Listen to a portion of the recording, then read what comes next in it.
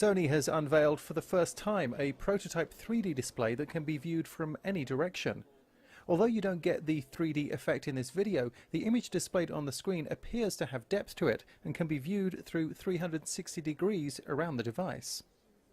The objects displayed were either created in 3D on a computer or kept still while photographs were taken from all around, so 360-degree 3D.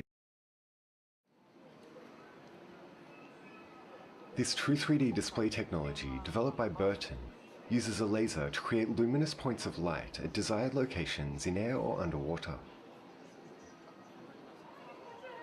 This system is an evolved version of technology co-developed by ICE and Keio University, first announced in 2006. It works by focusing laser light to produce plasma excitation from the oxygen and nitrogen in the air. The researchers state that this is the world's first technology to show images without the constraint of a screen.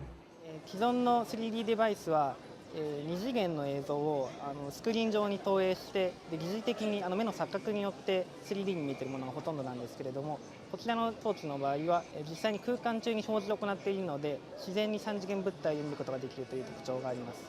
だいたい1秒間に5万点描画することができまして、フレームレートとしては現在のところだいたい10から15ぐらいのものが多いんですけど、今後24から 30fps ぐらいになるように研究を行っています。In this demonstration, to make the system more compact, a green laser is shone into water from below. But if a laser source with higher output is used, images can be displayed in air. A color display can also be achieved by using a combination of red, green and blue lasers. まず利用目的としましては、一つはデジタルサイネージが考えられると思います。またそれから自然に物体が見えるという特徴がありますので、3次元物体の確認用のディスプレイに使ったりでありますとか、またより精密に描画できるようになれば医療目的なども考えられると思います。Digging for news. That is a first and significant step away from the mouse and keyboard, touchable holograms. Up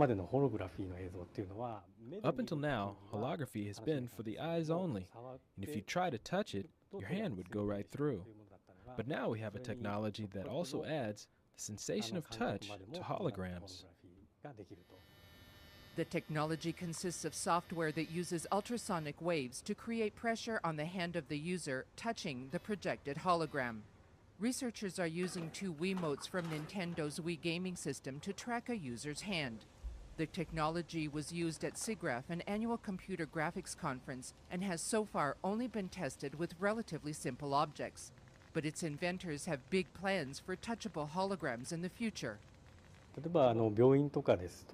For example, it's been shown that in hospitals, there can be contamination between people due to objects that are touched communally. But if you can change the switches and such into a virtual switch, then you no longer have worry about touch contamination. This is one application that's quite easy to see. Touchable holograms could be used for a wide variety of things, everything from light switches to books, with each appearing when needed and then disappearing when not.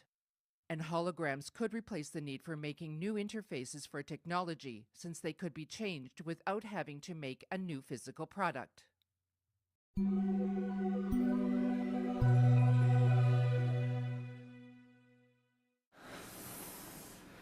What this is, and well, the only thing you see is a piece of silicon. This is actually a very first hologram on a wafer. With this specific chip, we want to actually show that we can use semiconductor technology to display an image.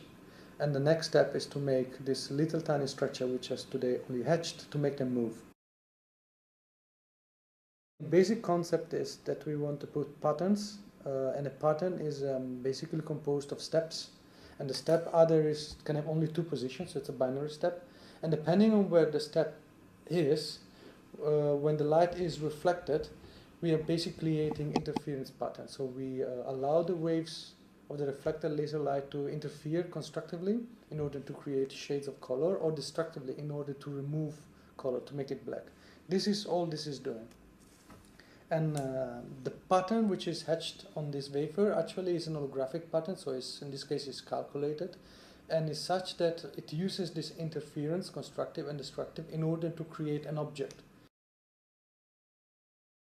Today we have basically two positions, let's say one for this, and the distance between the two is normally a quarter of the wavelength of the light that is used, so that it will change between red, green and blue. And the only way to make it move is to actually allow each of these pixels, as we call it, to do this movement, such that we can actually change the way the interference in space is executed, and that's all. Of course, by saying that's all is simplistic, because each of these pixels has to be half by half micron, and the movement is also in a matter of nanometers, and this is at the edge of what you can do with silicon germanium MEMS technology already. The MEMS structure is relatively simple. The control and the electronics, we are actually quite convinced that can be done, because something similar has already been done for other structures like memories, but the putting all together has to happen yet.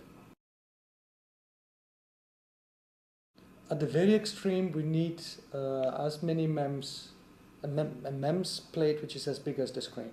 There are ways to reduce the size, and this is what we're also exploring by changing the MEMS structures and use some sort of lenses. But let's say in the worst case it has to be a fairly large plate of MEMS.